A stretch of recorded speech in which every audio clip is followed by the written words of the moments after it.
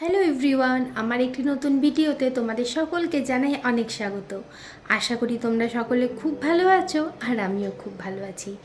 আজকের বারটা হচ্ছে রবিবার আর এখন বাজে দুপুর 12টা। এই ব্লিঙ্কিটে কিছু জিনিস অর্ডার করেছিলাম, সেগুলোই এখানে দিতে এসেছিলো, ওগুলো নেওয়ার জন্য একটু বাইরে গেছিলাম। এই তাড়াতাড়িতে অর্ডার দেওয়ার ক্ষেত্রে ব্লিঙ্কিটটা কিন্তু একদম বেস্ট। 5 থেকে 6 মিনিট টাইম নেয় সমস্ত কিছু ডেলিভারি দিতে।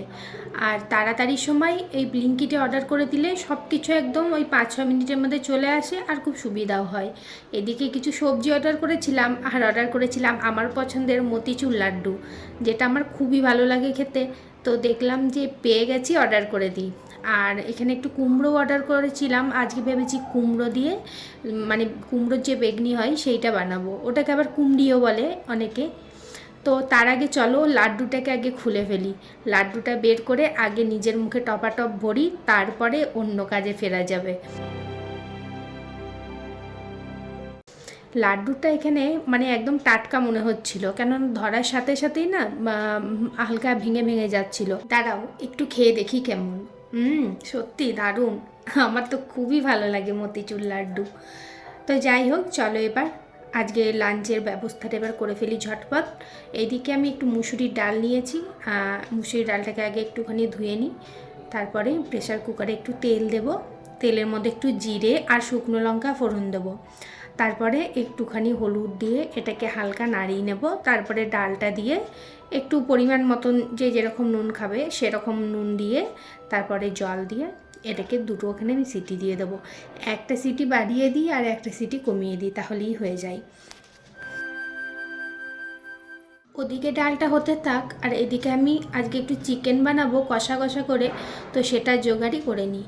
এখানে আমি দুটো পেঁয়াজ নিয়ে নিয়েছি আর পেঁয়াজগুলো ভালো করে একটুখানি খোসাটা ছাড়িয়ে নিয়ে তারপরে কেটে নেব। আজকে দুপুরে খাবারে ভেবেছি বানাবো একটু চিকেন কষা, ডাল আর বেগুনি।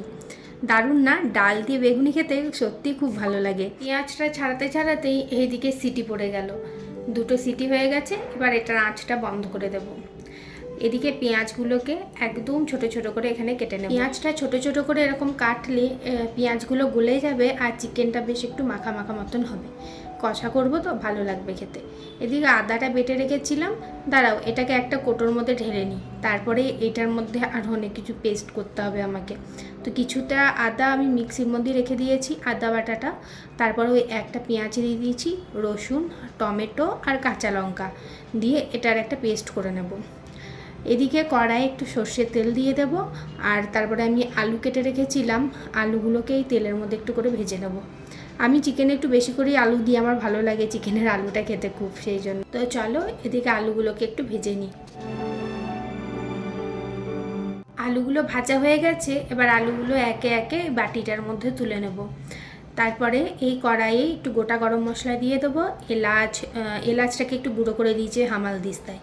এলাচ, লবঙ্গ, দারচিনি আর তেজপাতা দিয়ে দিয়েছি। তারপরে একটা সুন্দর গন্ধ বেরোলে পেঁয়াজ কুচিগুলো এখানে দিয়ে দেবো। পেঁয়াজটাকে একটু হালকা করে ভেজে নেবো, খুব একদম লাল লাল করে ভাজবো না, হালকা একটু ভেজে নেবো। তারপরে ওই যে পেস্টটা করে রেখেছিলাম সেই পেস্টটা এখানে দিয়ে পেস্টটার সাথে পেঁয়াজটা একটু ভালোভাবে কষিয়ে নেব।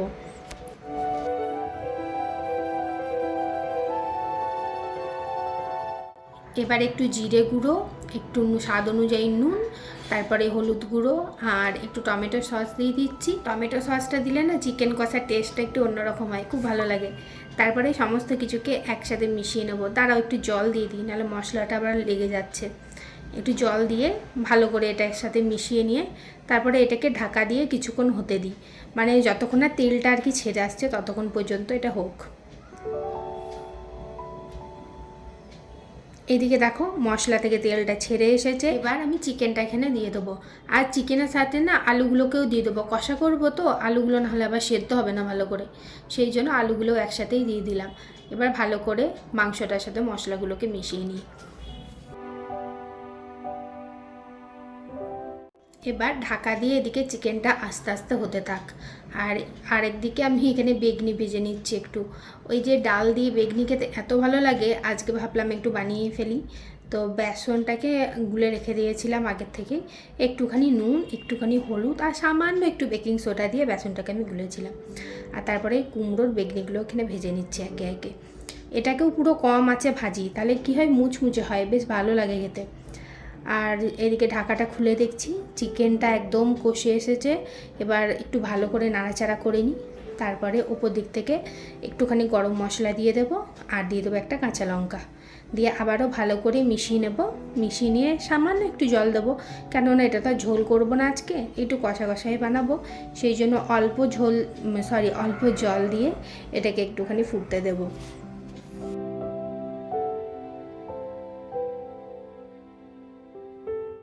এইদিকে প্রথম ব্যাচের বেগুনিগুলো ভাজা হয়ে গেছে, এরপরে আরও 3টে আমি ভেজে নিয়েছিলাম।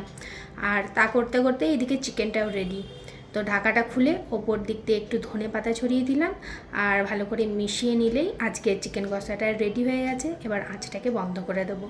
ভিডিওটা তাহলে আজকে এখানেই শেষ করছি। সবাই খুব ভালো থাকবে, সুস্থ থাকবে। আজকে ভিডিওটা কেমন লাগলো কমেন্টে অবশ্যই জানাবে।